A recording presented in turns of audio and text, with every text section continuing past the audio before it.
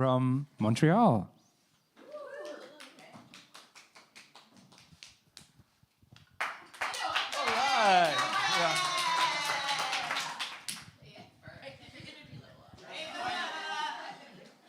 I think we do have slides too.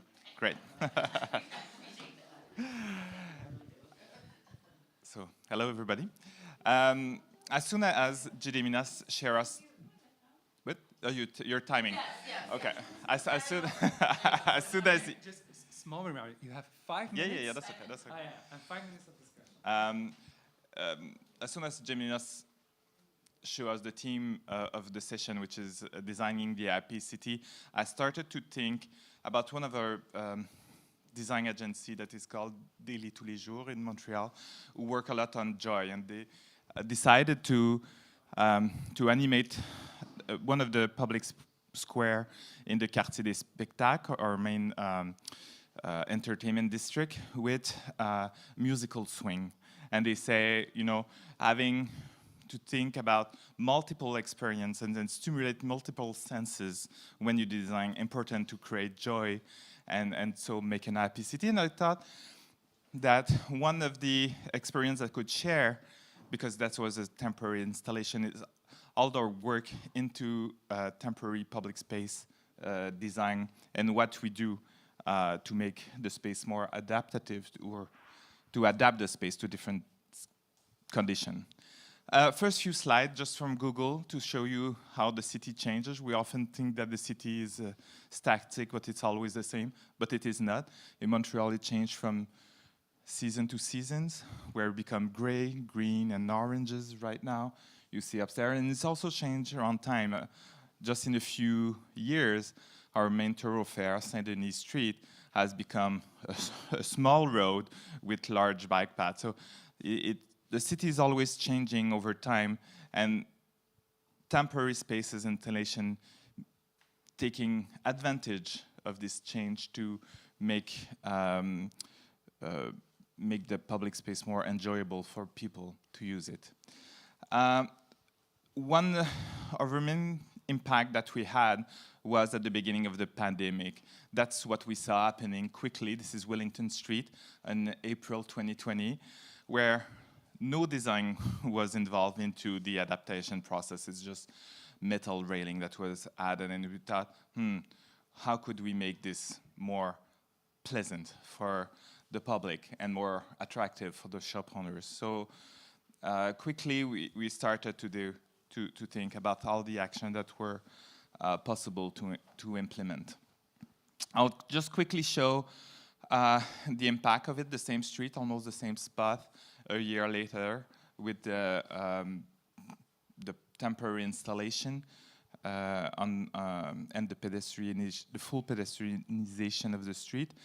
And then, again, the same street, not exactly the same spot, but in the winter condition, because everything that was done for the summer was difficult to use in the winter with the snow that has to be removed.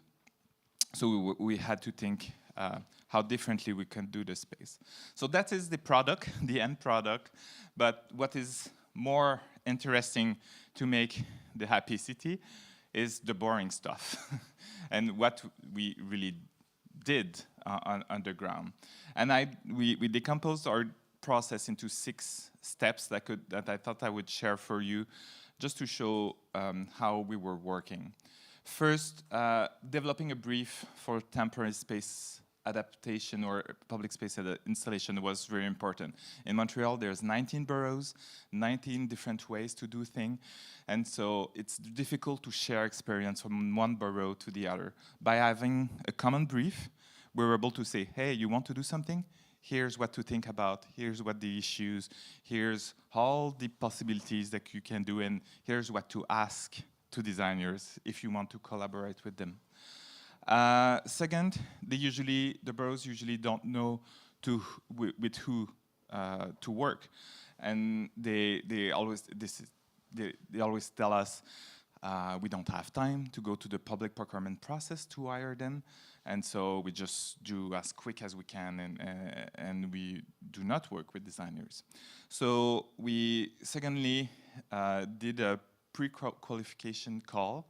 So we identify a list of designers that were available quickly to do the project and that were experienced in doing temporary public space installation, and that were already matched with producers that were able to find the product, to build them, and to put them in place. So it really helped quickly. As soon as the borough wanted to do something, in 2 weeks we were able to get the contract done with the designers.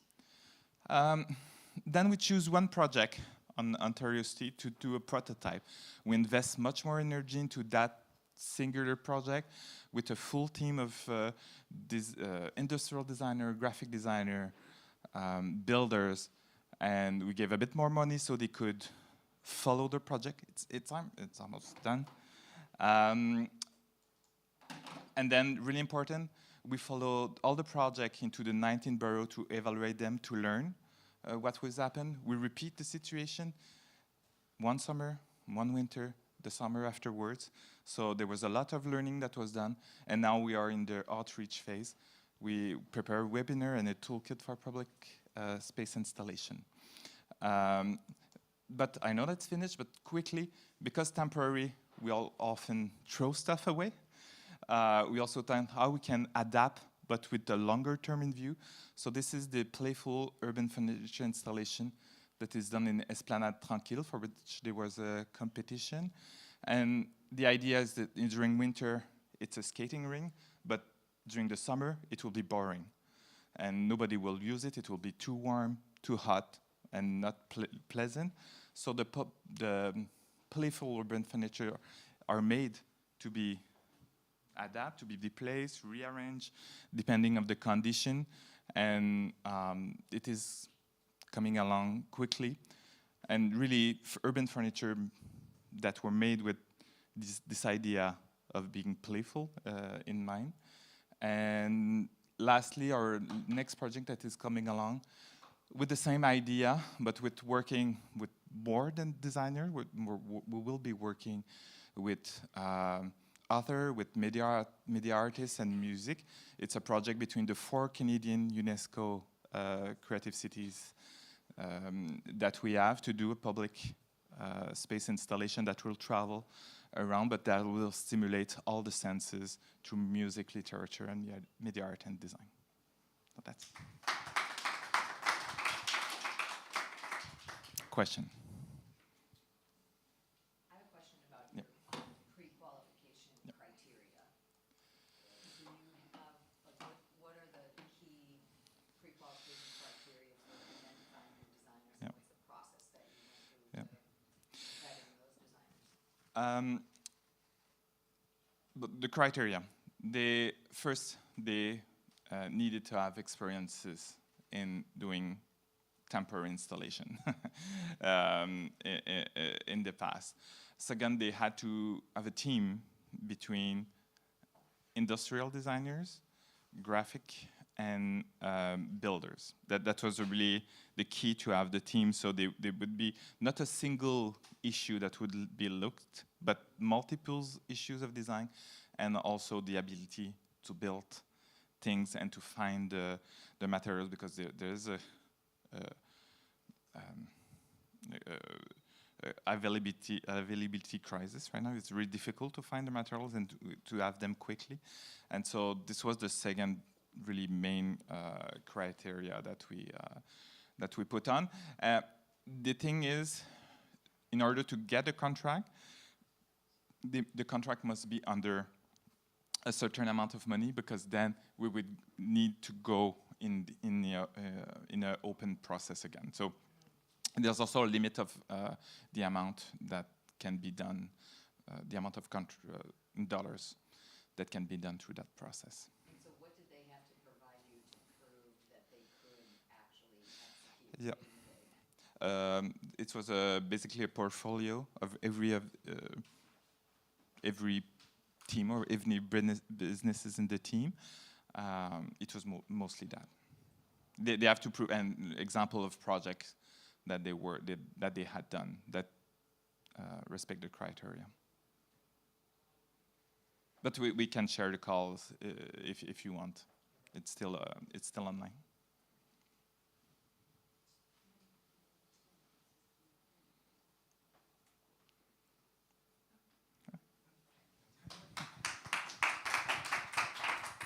Thank you.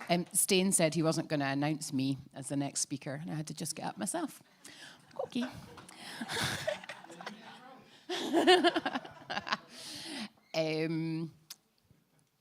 back to the end show. And also I've realised way too many slides I've got in my presentation now. I put way too many slides. I'm not going to do it in 5 minutes. However, it's a perfectly talks on from Patrick's presentation, like literally ideal. So this is Union Street in Dundee. And we delivered a temporary intervention as part of COVID-19. But what I want to talk about is kind of like what we're doing next.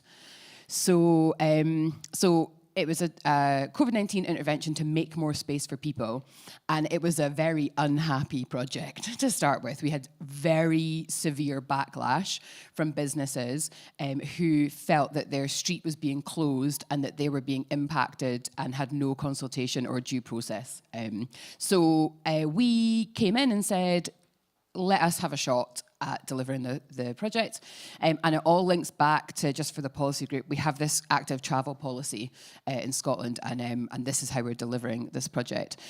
So for those of you who've been to Dundee, this is the V&A down here, and this is Union Street. So it links the V&A and the waterfront to our city centre, so it's a very important street in the town.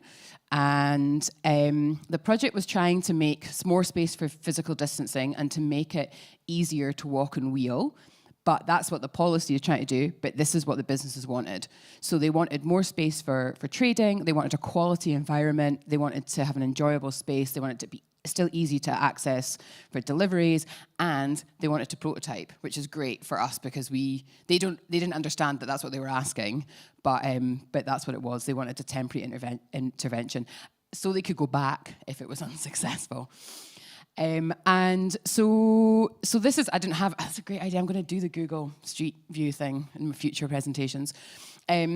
So we installed these, it's very, very simple projects, planters, outdoor seating, bar areas, and one of our graphic designers did this super graphic intervention, that we're calling it, not street art, because this is the design network. And as I say, so it was a really negatively received project. But through the work that we did, and we delivered it in a co-design process with a partner called Service Design Academy that's based in Dundee, and we were able to kind of track the change from the sort of negative feelings to the project towards a positive impact. And so we were really pleased to see 68% of people were saying that it's a more positive than what it was. So we were really pleased to see that. So then what happened was we have this thing at the moment in Scotland, Sustrans, and it's the active travel agency or non-departmental body, we call them in Scotland, that deliver active travel interventions, bike lanes, etc. They have stacks of cash. So we're trying to work a way to use design to access that money. So on the table at the moment is £2 million to spend on that one street. And what they want to do, their aims are to deliver a street where the private car has been removed, easier to walk and wheel, and create safer routes to school. Obviously, the businesses don't want any of this. They just want a really nice environment for people to come and spend time and enjoy themselves. So again, this is just the happy index. So last year, when we were about to embark on turning the temporary to the positive, we did a quick survey to ask whether the businesses thought the work we had done was positive. And obviously, as you can see, 85% of the businesses have said this was a positive intervention.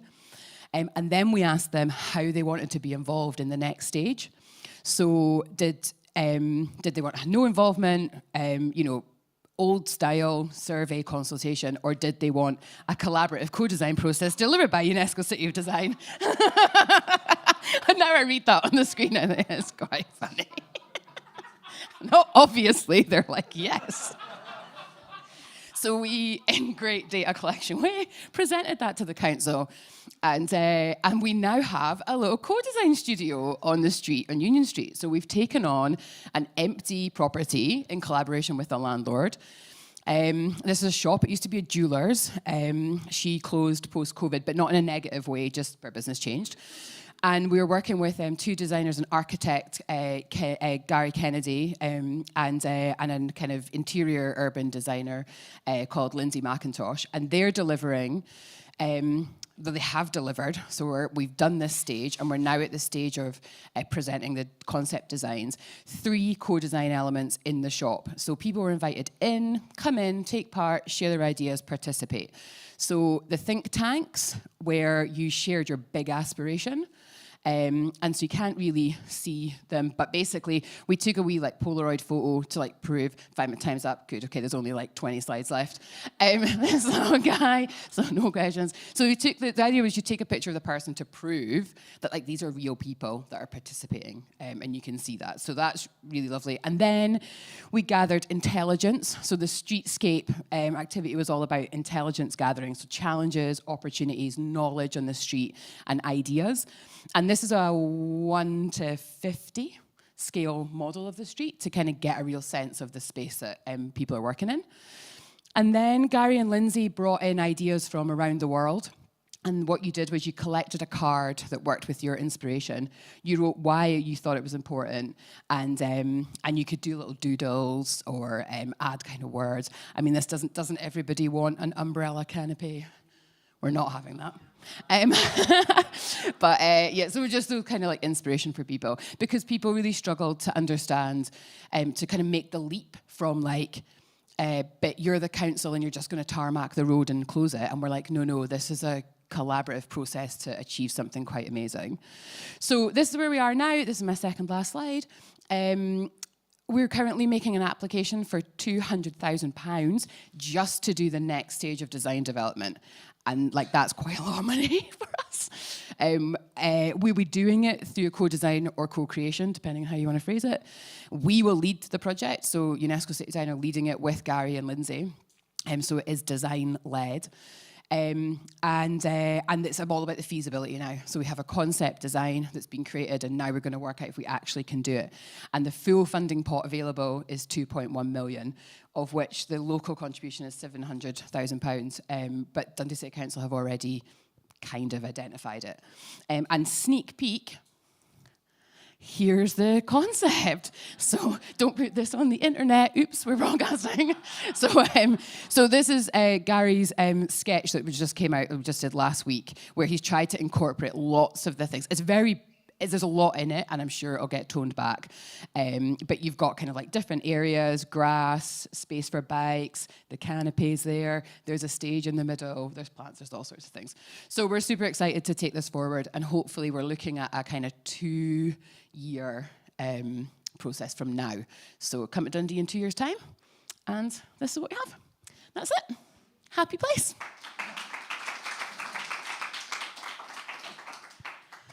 I got like 30 seconds for a question, haven't I? Yeah, no, don't know if there's any. Nope, I'll just pass on to the next. Okay, so, oh yeah. It's unrelated to your actual project, which is awesome, by the way. Great work. But multiple times in your presentation, you said UNESCO City of Design. Are you allowed to use UNESCO City of Design when you're not using the logo? Yes. Yeah, I think so. Yeah, definitely. Yeah, I think, yep, I think that's okay. Good chat, though. Okay, Roy from Ashahikawa is next.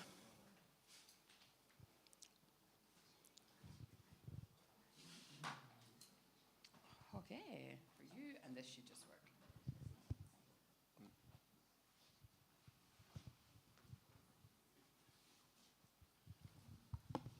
Okay, good morning, everyone. My name is Roy Hamada, came from Ashahikawa, Hokkaido. Maybe I wish you remember my face and my name, because I am no good at recognizing and remembering people's face. Therefore, I ask you to, before I talk to you, if you call me Roy, I will feel safe to talk with you. Anyway, today I am going to explain our beautiful city, Ashahikawa. Recent, maybe people who attend the Santos conference remember this guy. This is our mayor. Yes, he is very handsome, and he make a very impressive speech as far as I know. Therefore, that speech has been also recognized in many other cities, and in Shanghai. They asked us to make a different version of mayor's speech. Therefore, we created. In 2 weeks ago, I was in Shanghai, of course, by online, to make a talk about river pollution and doing a lot of works. And it is in Design Museum, and everything is packed, and we can enjoy. Wherever we go, there is a green background over the window. That is the characteristics of us. And we also did some education events, but this is, we have no time, therefore skip. Like this, we asked high school students and university students to talk about the design or future or urban development and so on. And we sent an invitation letter to all pupils. That is less than 50 years old, 15 years old. The number of invitation is 24.5 thousand.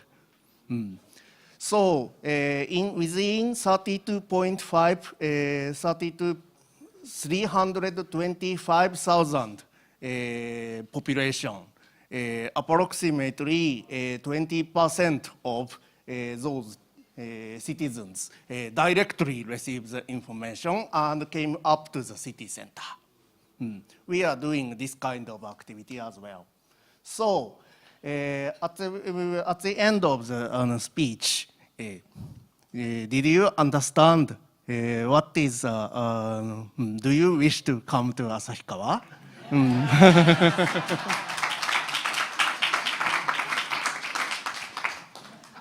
Okay, any questions? When do we go? March? You can select. You can select snow season or summer season. We are now discussing the possibility to invite the Design City annual meeting in 2024. For the detail, let's discuss later. Any comments or any suggestion? Hi. So I see a lot of Japanese at your design week. So are you guys thinking of incorporating kind of like translation to English or other language to accommodate international visitors? Yes, of course. As you know, Japanese people are forced to learn English. However, there are rare opportunities to speak to the foreign people, especially in recent 2 years. Therefore, for example, taxi driver, train conductor, they don't speak English at all because they have no experience. Therefore, no translation service is required if we do something in Japan.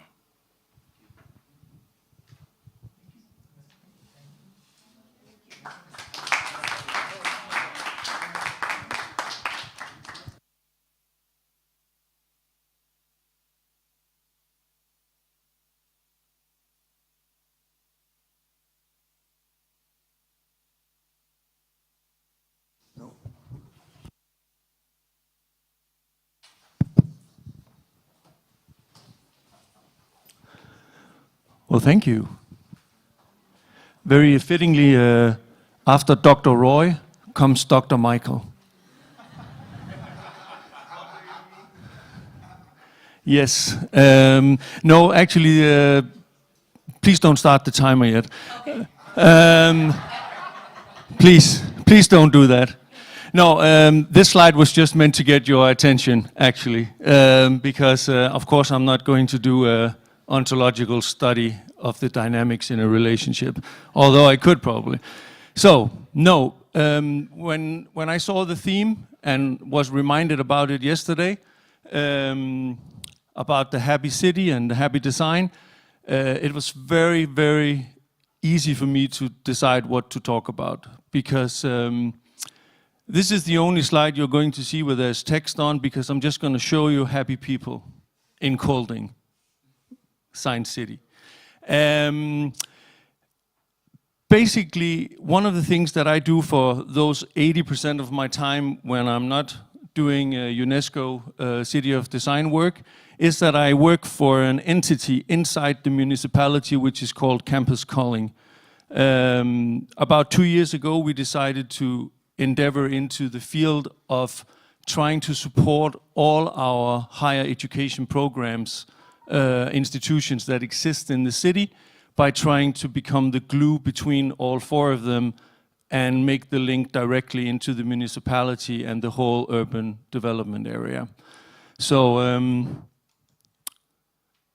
this slide, unfortunately, I don't have it in English, but this is a drone view of the campus. You can see the city is right here, the water is right there, and then we have 4 different higher education institutions placed in a campus area. This was a decision that was made more than 20 years ago, that we wanted to have the design or the university campuses right next to each other inside the center of the city. There are not very many places in Denmark where this is the case. Most places the universities are placed outside of the city a little bit, but here at us, all of them are right in the center of the city. And the train station is right here on the left. So logistically, it's also very good. So now we have the campus is established. The last institution opened this year. And now the big question becomes, what do you do?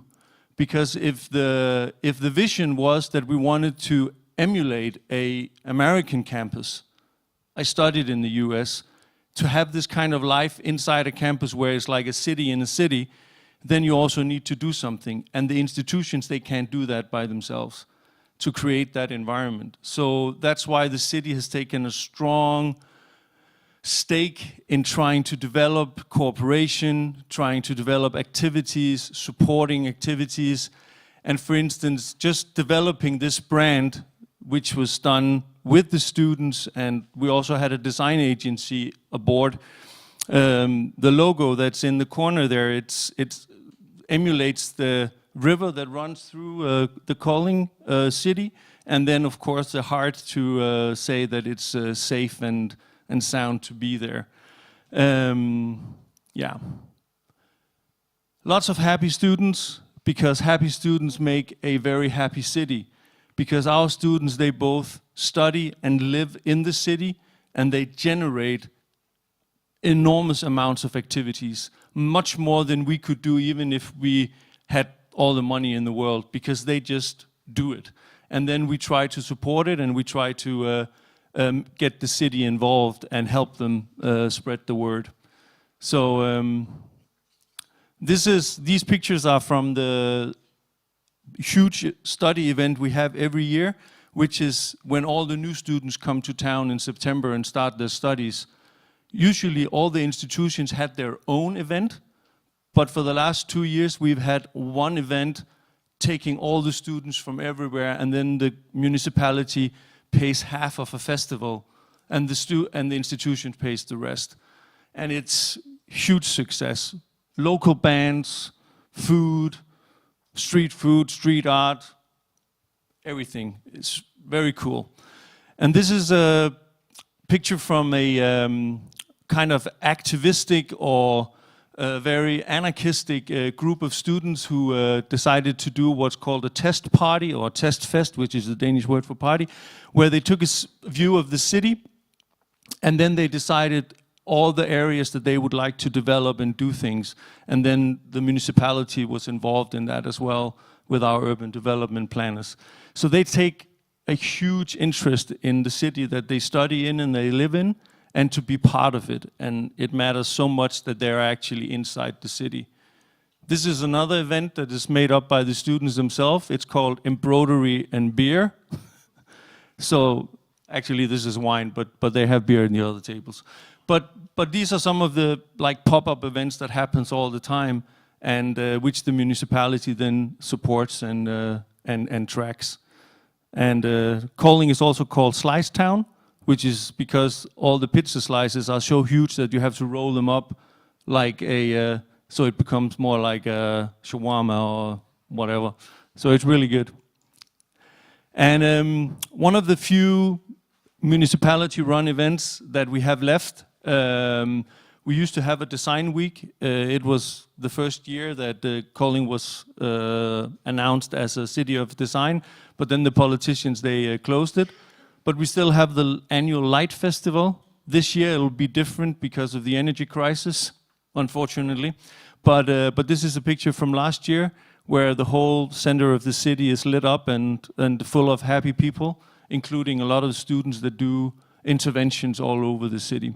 So yeah, happy city with students in it. That's one of the things that we aim for. Thank you.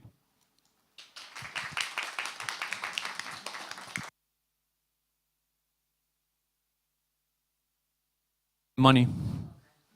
The same reason why I only get 20% of my time to work for UNESCO and don't have a secretariat or employees. Yeah. Yeah. Anyone else? Questions? Comments? Did you face any sort of resistance in having this sort of singular collaborative student event in September when students came back versus all the schools having their own event? Like how did the transition to that one big event with all students go? Surprisingly smooth. Because unlike the size of American schools and colleges, usually where there's very many students, there's approximately 4,500 students, full-time students on campus in Kolding. And about close to 1,000 is new, starting every year. So about 900, between 900 and 1,000 starts every year. So volume means something if you want to do something and if you want to generate something. And the schools individually, they have a hard time doing that. So now when they're all placed in the same area, it makes complete sense for them to say the money that we're going to spend, let's aggregate that. And then the municipality supports it as well. So they are happy to let go of that big, they still do a lot of introductions and stuff to their own students, but the social event, the big social event, is a 2-day festival before teaching starts on Monday. So it's Thursday and Friday in the week before. And they pay, the schools participate, the schools fund. Yes, the municipality pays half of it, the bill, which this year was about 500,000 Danish kroner. And then the schools, they divide the other half based on the number of students they have. So it's fair. So for instance, the design school, which only have 300 students, and maybe only 67, 80 students starting every year, they don't pay the same as the university right next door, where 500 students starts. So.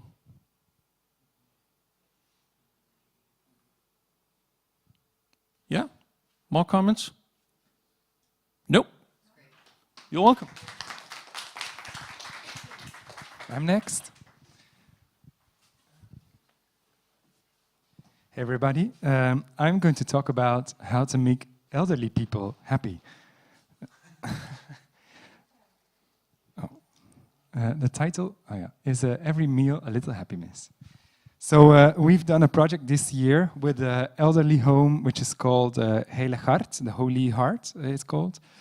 And they have trouble or there's a trouble with the elderly people that are living in the home of choosing the meal that they want to have. The problem is actually that the people living there, they have to make the choice for the meal 1 month or 2 months up front. Can you imagine that you get a list to choose the meal that you want to have in December? And it's a lot of paperwork because you have to choose for 1 week, and then so the old people, they get the list, and they have to choose between a sandwich with cheese or ham or a salami, or by the time you've listed like 5 options, they have forgotten the first 2, and they just say the last one then. So this is a very administrative process, very intensive for the people caring for these people, also for family, because often family helps in filling the form. Then the form goes to an administration. This administration translates it to an Excel. The Excel goes to the stock department. The stock department sends it to the kitchen. The kitchen reports back about ingredients. There's a lot of moments that that stuff can go wrong. So we were talking with this elderly home, and we because they were looking for a solution how to solve this, and we said, like, we have a very nice approach or methodology to find a solution, which is design thinking. By incorporating the needs of the users, the elderly people, we could find a new solution. And quite quickly, we were thinking about digitalizing the process. But then we also realized that digitalizing can be a method. It should not be like the final result. So what we did is that we started with a design thinking process, and this process, you know, empathize, define, ideate, prototype, and test. Of course, you know this all. But we soon came to the conclusion that by only talking to the end users, the elderly people, this was not enough, because an elderly home is a very big system. A lot of people are working there, and they should all be along taken into the process. So we combined design thinking and system thinking, and we combined them both actually into the process. We didn't invent this. We just used already this methodology.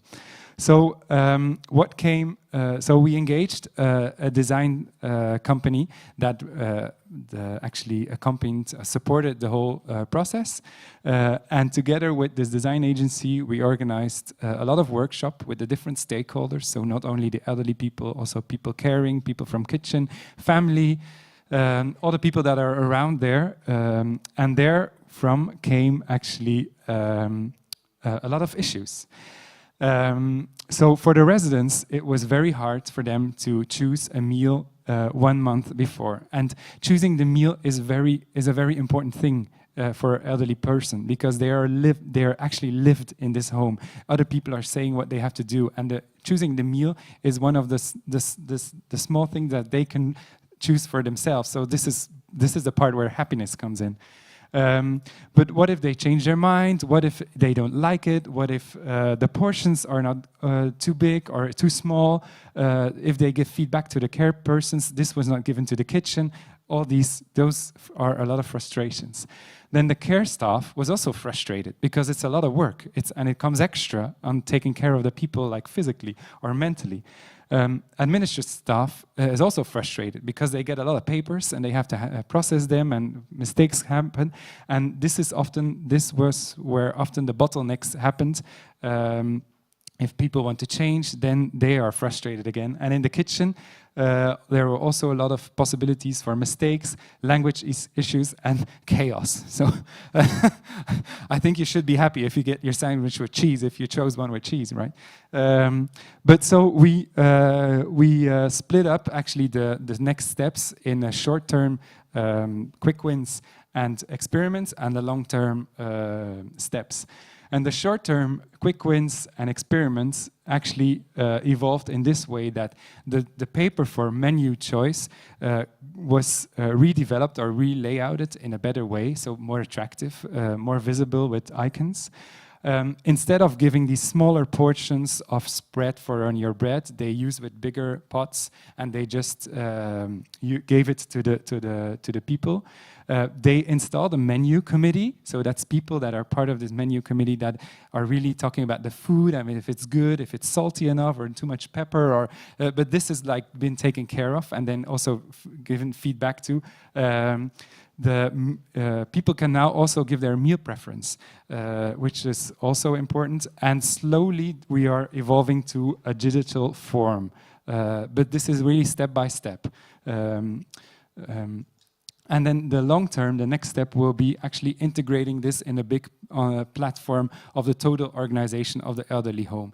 And therefore also the design agency helped in the elderly home in finding the best online or digital solution that already exists. So it's not the aim to make something new, but just to integrate on something existing.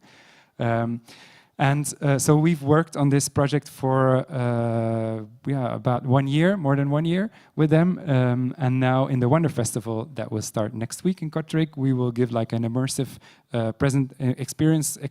presentation on how this project now will evolve. You will see it in the exhibition hall. And for this presentation, we saw the inspiration actually in Saint-Etienne. So that's good on traveling and seeing other things.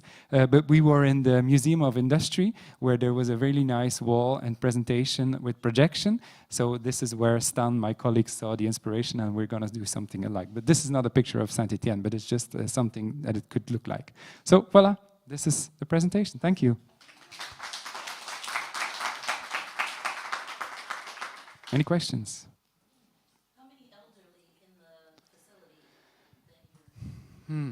Good question. I don't know by heart, but it might be thousands. Yes, and this is just one location. It's a group of elderly homes based in the region, so it has a lot of valorization potential for the other places. One of our difficulties to do something like this is actually to find the design agency that has the ability to do it. We know that we have one that is good, but with public procurement, we need at least 3 and to open. So what do you do to encourage design agency to adapt this methodology, and so you have a strong community of people that you can give contract to? Yeah, we have a bit the same situation. We have a lot of design agencies, but only few of them are able to service this kind of project. And we ended up again with the same one that we have worked a lot with, but they're really good in like this service design. And I hope this can also inspire other companies to add service design to their portfolio.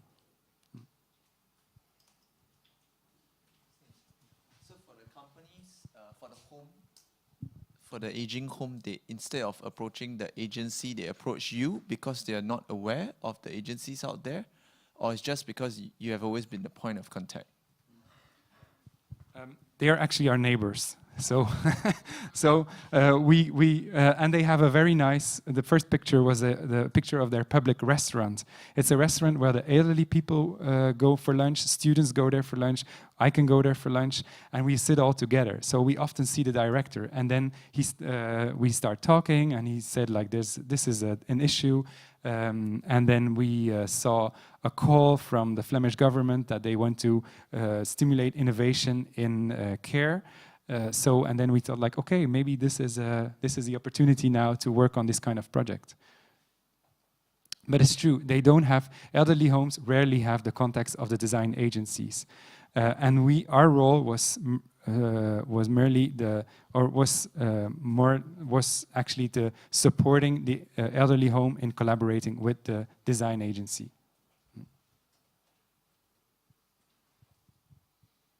Okay, we go to the next speaker, and that is, I have to look, Sonia.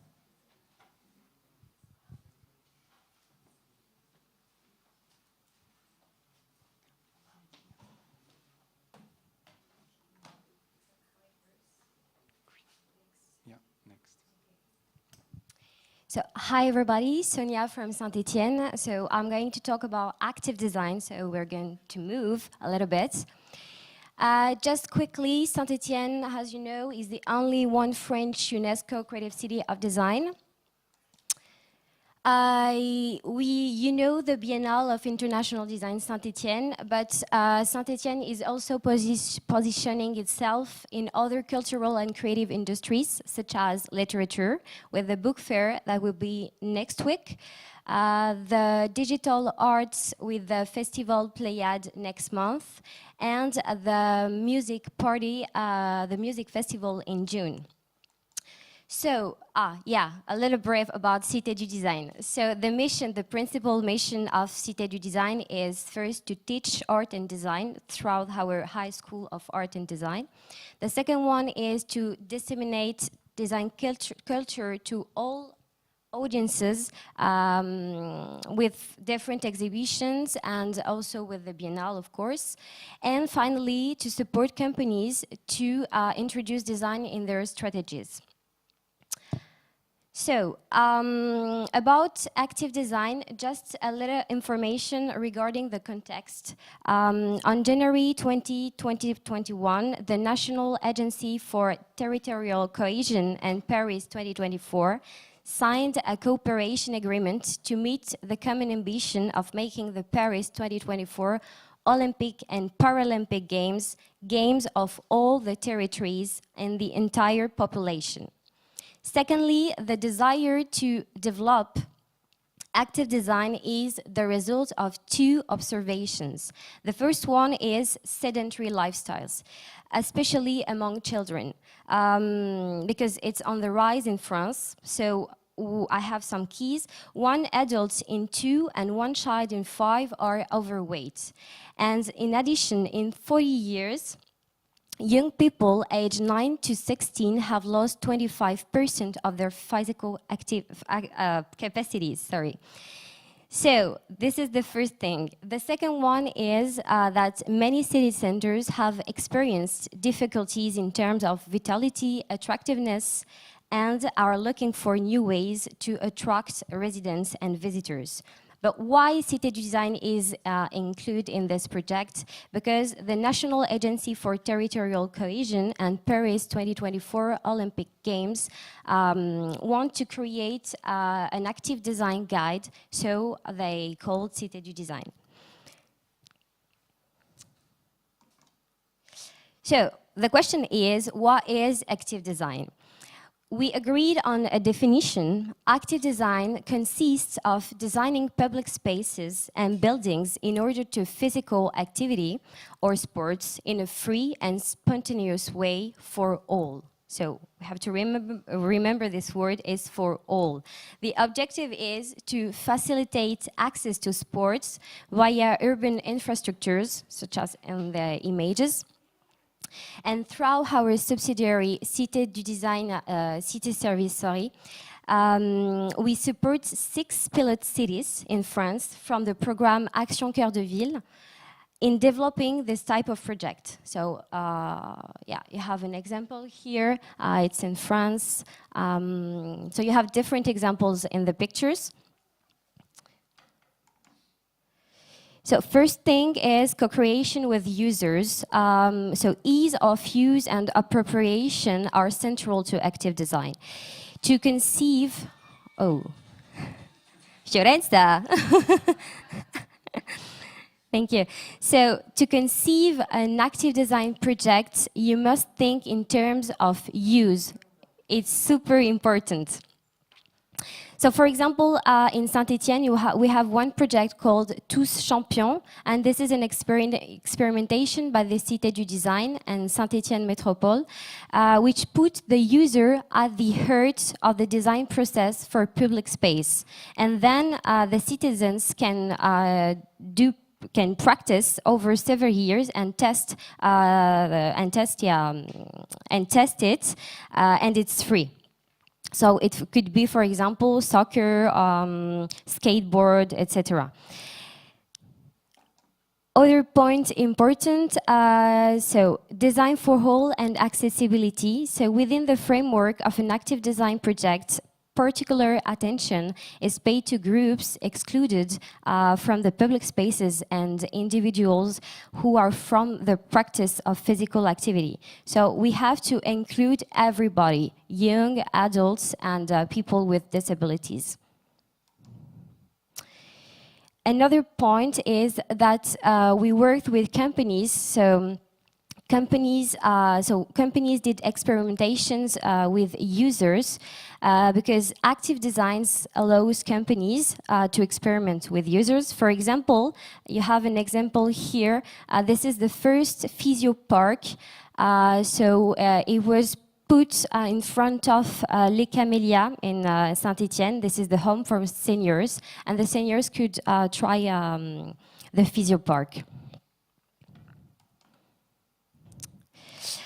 A pilot program in the city that mixes designers and businesses called Banc d'Essai. So it's a real urban design laboratory. And it has become a very important event during our biennales, because each biennales we have Banc d'Essai. So it will bring together companies, publishers, urban furnitures, and also urban creators, so designers, around objects that will make the city a public space and a recreational space. So this year for the Biennale 2022, the topic was active design.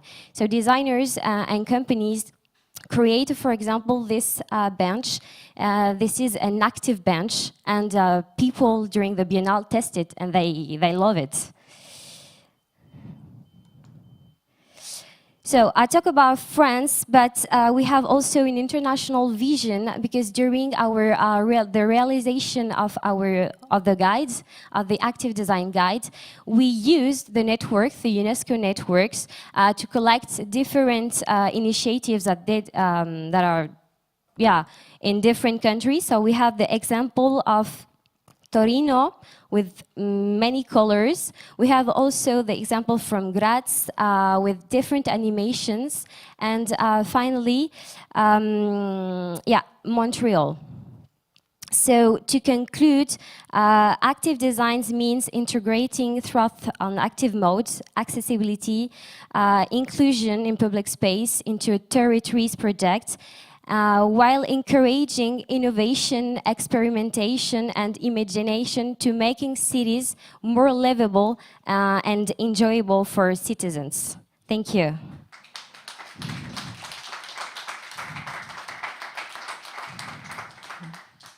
Yeah, comments, questions? Yeah. How do you follow up now that you have the guide? Do you do workshops within the cities, or what do you do after the guide?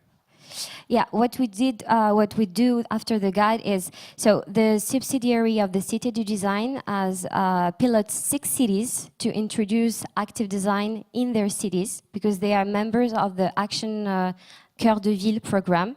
So Saint-Etienne is not in this program because we're too bigger. The Action Cœur de Ville is more for little cities. But the idea is to also implement Saint-Etienne with different active design projects. So we will see next.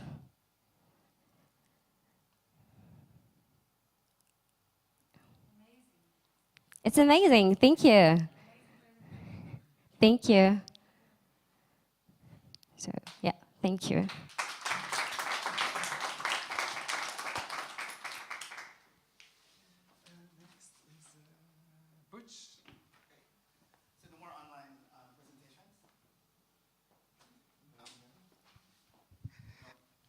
Great. Good morning again, everyone. Hold on, let me just set up.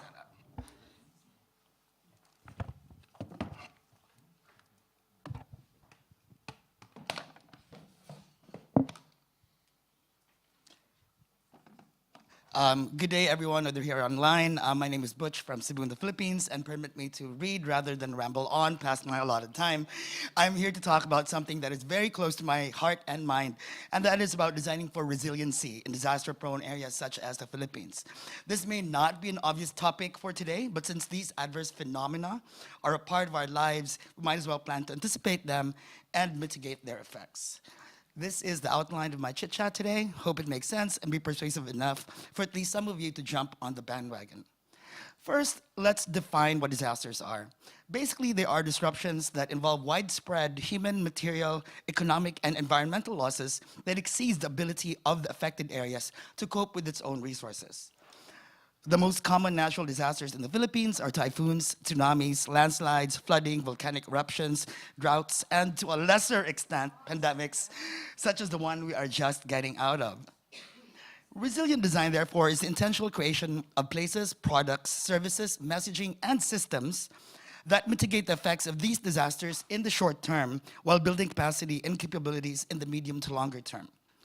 Regardless of the place, product, service, or ecosystem being designed, principles such as scalability, durability, versatility, and flexibility all contribute to the resiliency of the output. We also have to take account of the different phases in disasters, from preparedness, relief, reconstruction and recovery, and finally to analysis and future prevention. Unfortunately, the Philippines is one of the poster kids of natural disasters, constantly ranking very high up on the most vulnerable countries on the planet. Cebu, which has been historically protected by its surrounding islands and has served as the main hub for disaster relief operations due to its location in the past, was sadly hit hard last September when Typhoon Odette devastated the island. So on top of COVID, millions had limited access to power, water, or internet for weeks, if not months. In 2010, the Philippine Disaster Risk Reduction and Management Act was passed to implement strategies, policies, and improve coping capacities in order to lessen the adverse impacts of hazards and the possibility of disasters. More recently, there have been further initiatives at the international, national, and local levels. One of the main recent and innovative initiatives is hazardhunter.ph, which allows users to input their location online to assess their threat exposure on a variety of hazards such as ground ruptures, liquefaction, tsunamis, and strong winds. New developments in Cebu are also embracing resilient design principles, such as this upcoming resort by Buro Ule Shiren, which innovate on vernacular forms and techniques and use locally sourced sustainable materials. Even traditional housing structures are being reimagined so they are more durable and resistant to extreme climate conditions. We've also been holding multiple bamboo build-a-thons with local and international experts to help create awareness and build capacity to utilize the miracle grass that is bamboo, such as a sustainable and enduring building material. Locally made products such as this piece of furniture by German-based but Cebu-produced company Didon are also made to last using ethically made and environmentally sound materials. The annual Blue Mango Awards was also pivoted in 2020 to promote creativity while in lockdown and reward those who manifested design in how they live, work, and play, and introduce new categories to emphasize the idea that creativity can exist in the everyday and in everyone. This one really isn't about natural disasters, but thought it appropriate considering our current setting. We held this initiative at the end of March this year and brought together Cebu's creative and tourism sectors for a benefit concert and silent auction, which raised almost $13,000 for World Central Kitchen's efforts in Ukraine. This next initiative is from one of my other advocacies and involves floating ambulances for the many islands surrounding Cebu who have no medical facilities and include regular health procedures on top of emergency services. Bayani Challenge 2022 is a project by one of the country's leading charities and is about building resiliency in communities and promoting volunteering as a vital act of caring. These are just some of the examples of the many projects and initiatives that have been done in the past, some of which are currently still ongoing. So now let me talk about our next steps. We're currently in the process of further enhancing the Design Cebu Gateway, which is our online converging point, info depot, and enabling mechanism. It already has sections on resiliency and building back better, but will be further augmented so it becomes a much more powerful tool for disaster operations. Next month, the Blue Mango Awards for Placemaking has sustainability clearly stipulated as one of its main criteria for judging. The ongoing formulation of the Philippine National Design Policy will include designing for resiliency with Cebu as the main center of excellence for this aspect. In the long term, we want to establish TRI, which is the Tropical Research and Innovation Institute, which is a multidisciplinary think tank and experimentation space to enhance, promote, and perpetuate island living and involve most of the actors that are currently in the Creative Cebu grid. So with that, I end my lightning presentation today.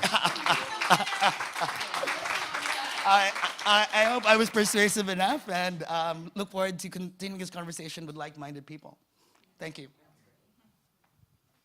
So I was a bit packed with info. Any comments? None? Are all of the PowerPoint presentations from today going to be shared? Yes. Yeah. Great. Thank you.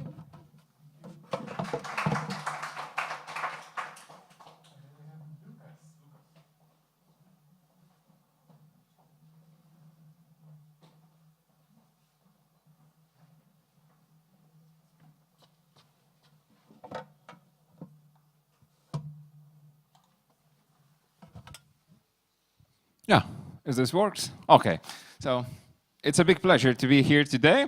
As I understood, I'm going to be the last speaker in this session. So, yeah, now we need to speak about Kaunas and Kaunas District, European Capital of Culture 2022, as we already proceeding forwards upon the closing event, but still we have lots of things to share with you.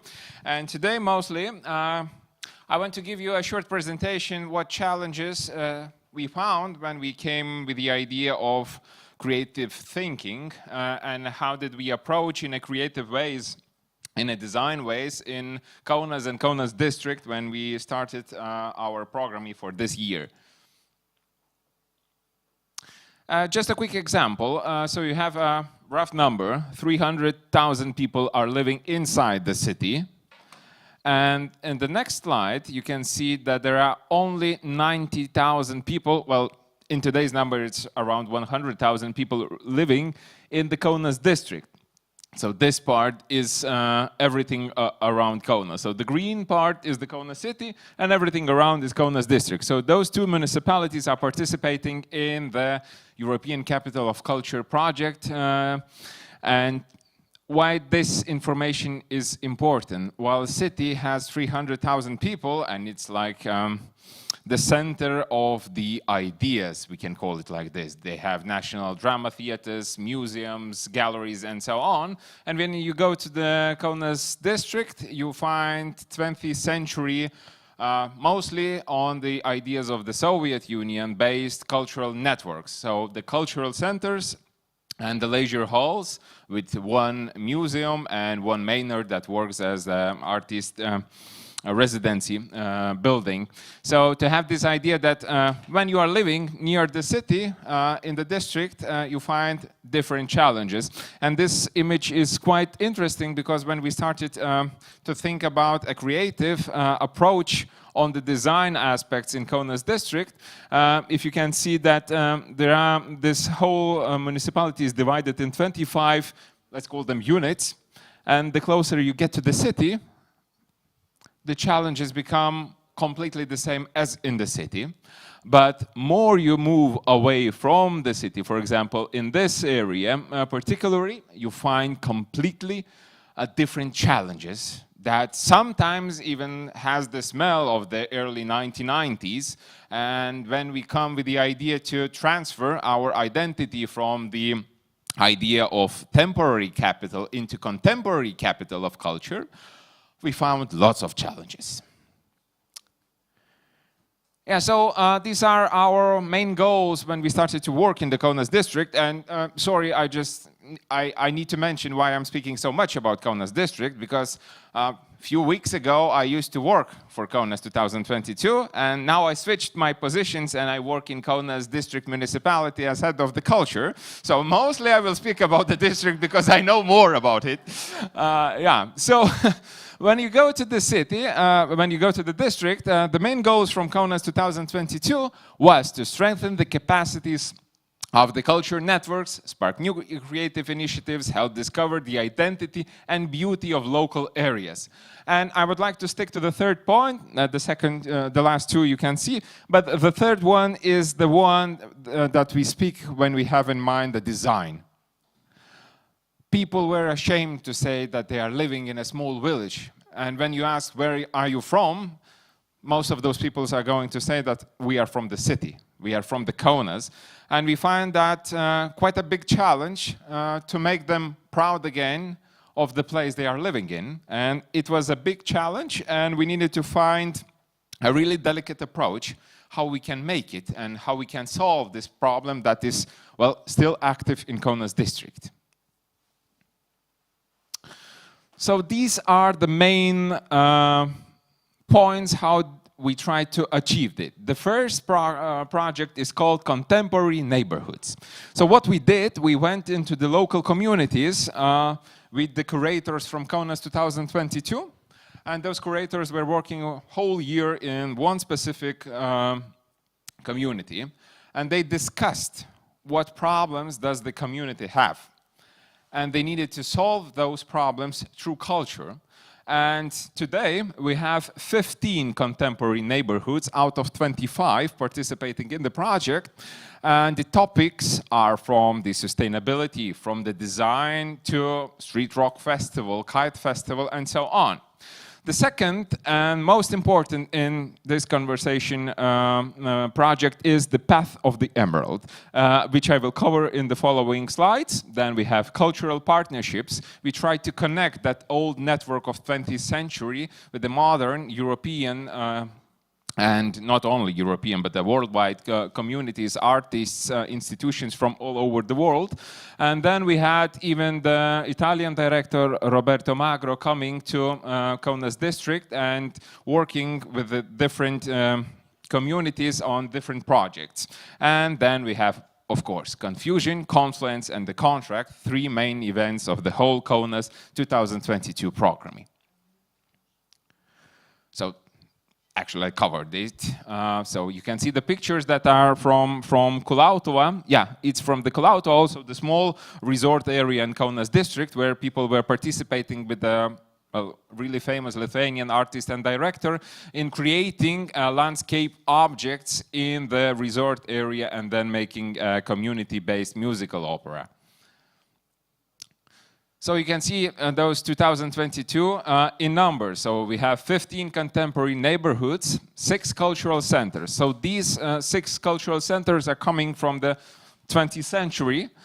We have 5 leisure centers that are maintained by cultural centers. Then we have 4 community centers, and it's a big win-win situation because we are seeing now the numbers of the community centers that they are increasing because the whole Kaunas 2022 concept in Kaunas district was not to push the culture from somewhere on the top, but to build the culture from the bottom. And the community centers are being, you know, expanded and so on. So we have more than 50 partners, more than 80 different artists are participating in the project in Kaunas district, 40 different workshops on different topics, 15 big events and 17 public works of art were created this year. So coming to the Path of the Emerald, which is the main point of my presentation today, the keywords are the nature, already existing infrastructure, history, and art. We wanted to cover up the wounds that we had from the 20th century, both the occupation and both the design of the Soviet Union, that in the rural areas of the Lithuania is sometimes not as brutalist as you can imagine from the architectural images of the textbooks for the students of the architect, but mostly it's a rough structure that has almost none of the design ideas that we are thinking of today. So we wanted to cover up with the artistic and design approach on those areas. In the first image, you can see the death place of one of the partisans of the resistance movement towards Soviet occupation. Now it's only the field that is worked, as you can see, by farmers, and we put an installation of old ethnical music instrument that was sometimes referred as used as the resistance movement when they needed to communicate in the forest. And then we have the water towers that were constructed near the communal farm built by Soviet Unions, and those water towers are still standing today. As they were built back in, those two were built back in 1956. If I remember correctly. So we invited an artist, 𝗦𝗘𝗥𝗦, to cover up it with a pointy solution that glows at night. And the idea was to show that the whole community is like a rose. no matter where it grows, but still it has those points. And we wanted to show not only the historical part, because this farm used to grow the flowers for the Soviet Union celebrations and so on, but we wanted to show that also the community is sometimes pointed. You know, we have all our ideas and the wishes, and we wanted to connect them through the light and through the idea that once a flourishing farm that can be revived in some artistic approach. Then we have a lightning installation also made by 𝗦𝗘𝗥𝗦 in another small village called 𝗦𝗣𝗘𝗥𝗦. This small village had this problem because there were no public spaces left. Everything was built up by private buildings and so on, and the community had an idea. They got a free piece of land from the municipality, and by themselves they started to build a park for their leisure, and the park had the problem that it was completely dark at night. So we invited an artist with the community to build something that can glow during the night and so on. Then we also had an artist coming from Ukraine. You can see the typical Soviet communal building, and we covered up the wall with the Ukrainian artist piece of work. What's next? Yeah, the towers are all over the Kaunas district municipality. So this is from 𝗦𝗣𝗘𝗏𝗏, and it has artificial intelligence and 2 screens on the tower building. And you can see the sunsets and sunrises from all over the world. So it connects through the Wi-Fi and transfers from one place or through another, and as you are walking in Kaunas district, for example, you can see the same sunset that people are seeing in Philippines or whatsoever. Particularly my favorite water tower is this with the keychains on it. The idea is that this village Čakiškė once was a big shtetl, and the big Jewish community was living in that small village. And during the World War II, the whole community was killed by Nazi regime. And the idea of the artist was, because the houses are still there and they are completely empty, so the idea is that somebody just put the keys and left the home with the idea of coming back. Yeah, so as you can see, this is a bit bigger image, and I'm repeating it because it's also not just a possibility for Ukrainian artists to work in Lithuania, but the idea was because this particular piece of work was destroyed by the bombings of the Russian army in the Ukraine, and the gallery was destroyed with these naive paintings of this artist. So it's a reconstruction of the painting that was destroyed in Ukraine. And you can see also another installation near 𝗦𝗘𝗏𝗏 on the water tower with famous sculpture from Lithuanian sculptor Duonis. So as you can see, an ape is coming on the water tower, but if you can have a closer look on it, the idea is birth of the Venus.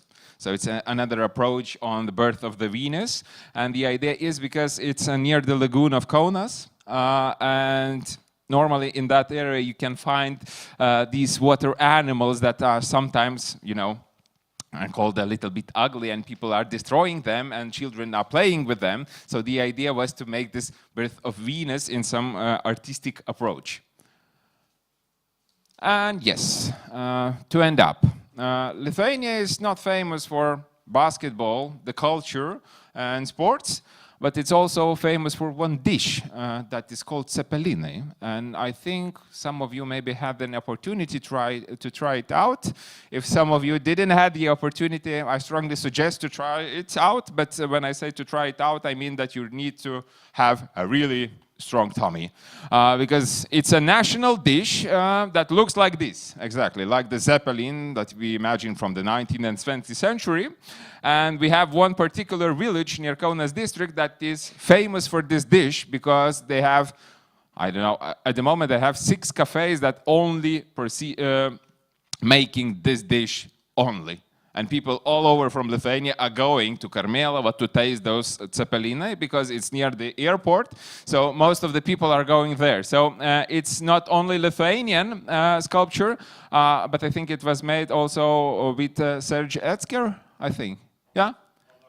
Yeah, from Luxembourg. And the idea was to have these giant ceppelinas floating near the capital of Ceppelinai. Also, we had an artist from Denmark, Benthe, building and rolling angels in the small village of 𝗦𝗣𝗘𝗥𝗦. And to end up, before our lunch, 𝗦𝗦𝗘𝗥𝗦 is also a pretty crazy place. The rough translation of the village would be funny hills. And when we came into 𝗦𝗦𝗘𝗥𝗦, we found nothing funny and no hills. And the strange thing is because 𝗦𝗦𝗘𝗥𝗦 used to be a secret KGB village where they were listening what was happening on the Western media and what Western media was speaking about Soviet Union. And the idea of the director, Roberto Magro, that I mentioned earlier was that those antennas that were listening for what was happening on the Western media caught the angels that got stuck in this place, and the angels are the local people. So through the circus and through the sculptures and through lots of different images of angels, we tried to destroy the image of the barracks and so on, that we even founded a museum of angels. So when you try to type the museum of angels beside the biggest museums in Europe on Google, you can find a small city with 200 people with museum of angels. And also, Kaunas district has, and Kaunas city also has lots of, from Imperial Russian forts, and one of them is covered by the motifs of the Kaunas beast. So when you are traveling to the forts of the Kaunas and Kaunas district, you can find even the motifs of the Kaunas beast, with the idea that the beast is sleeping somewhere inside. And to end my presentation, when we speak about Kaunas, or when we speak about European Capital of Cultures, this one question is always coming, and now it's coming even more frequently than 2 years or 1 year before. What to expect in 2023? What's the legacy? And to speak from Kaunas district municipality, our main goals for 2023 is the legacy of contemporary neighborhoods. So we want to maintain the artistic relationship with the communities and to work onwards on new design and creative approaches, and the capacity building, strengthening local festivals, and also supporting new cultural initiatives. So we try to open up, because we had this problem that we stuck in our own bubble, and that's it. We cannot move forwards. So we want to open up. So thank you so much, and let's stay in contact.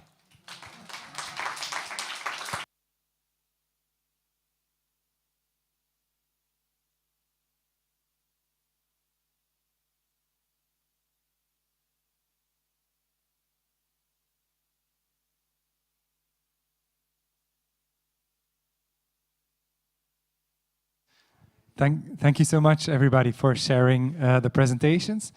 I think we've seen some very inspirational projects. We will share the presentations so you can have a look afterwards and digest the many information expertise that we've seen. We are ahead of schedule. Wow. Little applause for ourselves.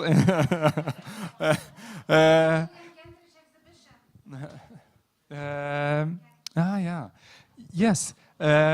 So maybe some options, because the lunch is until 1.